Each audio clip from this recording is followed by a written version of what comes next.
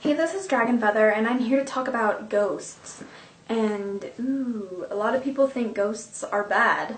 Or they say, I don't believe in ghosts. Well, I just have to say, with some of the experiences I've had, it's kind of hard not to believe that there aren't ghosts.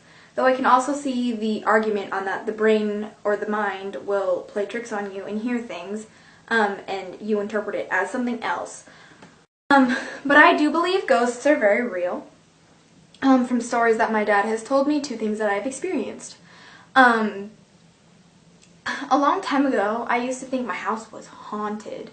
And I honestly, it wasn't haunted because it wasn't something trying to hurt me. I believe that saying something is haunted, to me it has a negative connotation to it. And when you say, oh yeah, that it's haunted, like everybody's like, oh my gosh, things are gonna eat me when I go in there.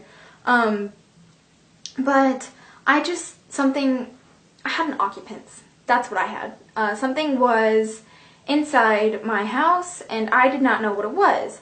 Now, the reason why I wasn't haunted is because it never tried to hurt me. I could feel a presence, and not only me, but my mom could as well. And my mom really disagrees with, like, any paranormal things, and she's like, I swear I can feel something here. And hearing her say that, I was like, okay, obviously I'm not the only one.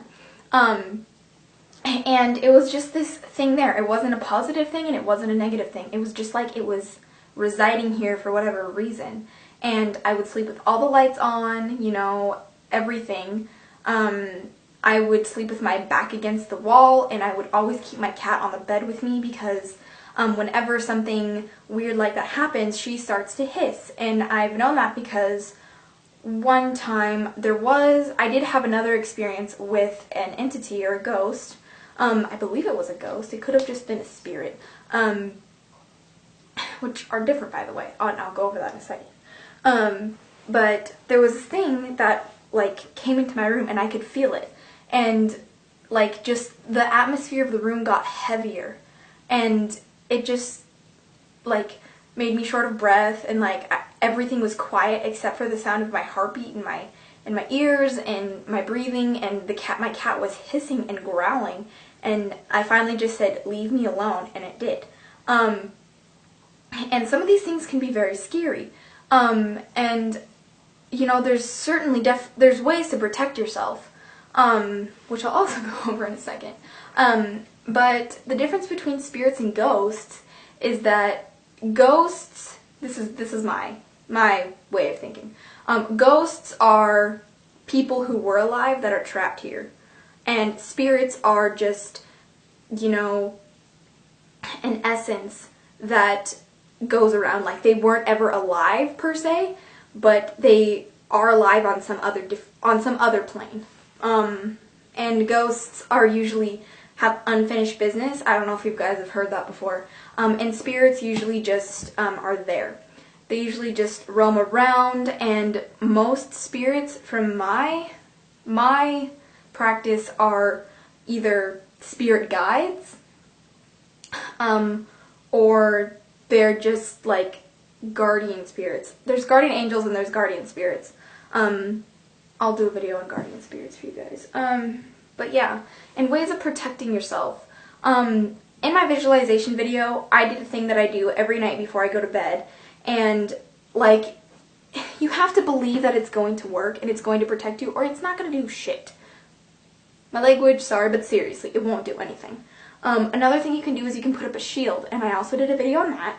And you put up a shield from any negative entities, spirits, whatever, including psychic attacks, hexes and curses, and things of the sort, if you build your layers to do that. So go check out that video if you haven't already. And you can carry stones with you. You can carry bags, like witch bags.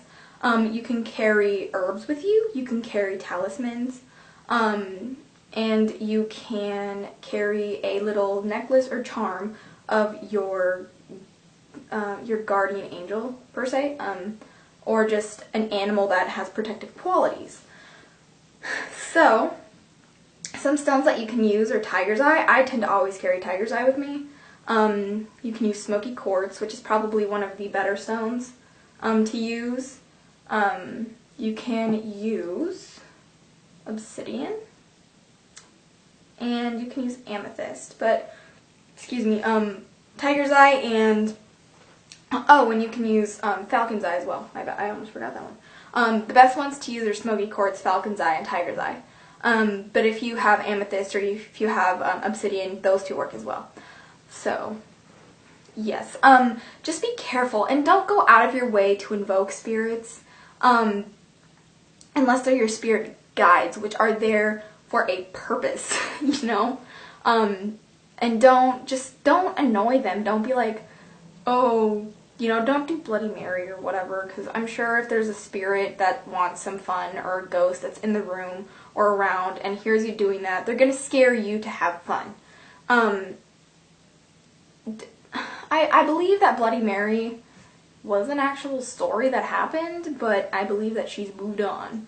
And I don't think any ghost is stupid enough to, you know, stay on Earth and just bug the crap out of people. Maybe for a little bit, but not for centuries. You know what I'm saying? So, yeah.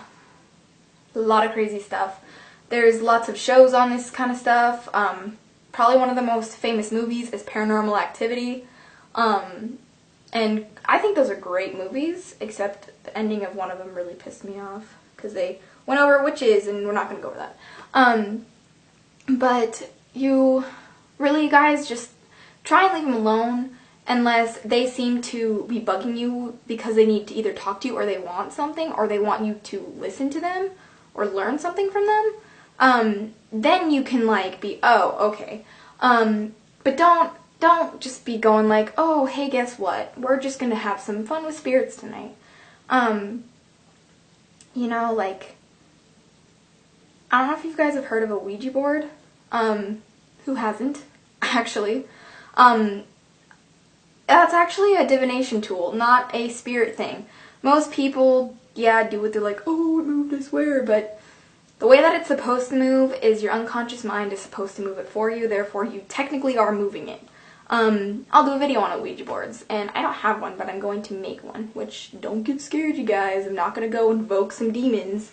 I'll go over how to protect yourself with it and everything. But yeah, please, protect yourself. Take the precautions to protect yourself. Don't go invoking them on your own, and if you have an occupants in your house, don't run and scream for help. Listen to them first. Don't be like, oh, I gotta go get someone to perform an exorcism or perform a house cleaning. No, just listen to them. Just sit in your room or something and be like, you keep bothering me. Please, just let me know what I need to know, or tell me what you want me to hear, or I'm here to listen to you, and so on and so forth. Just don't be like, oh, hey, bro, let's just go bother the crap out of you, because the ghost or the spirit will get back at you. I almost guarantee it. But yeah, be careful. That's the main thing I can say is be careful.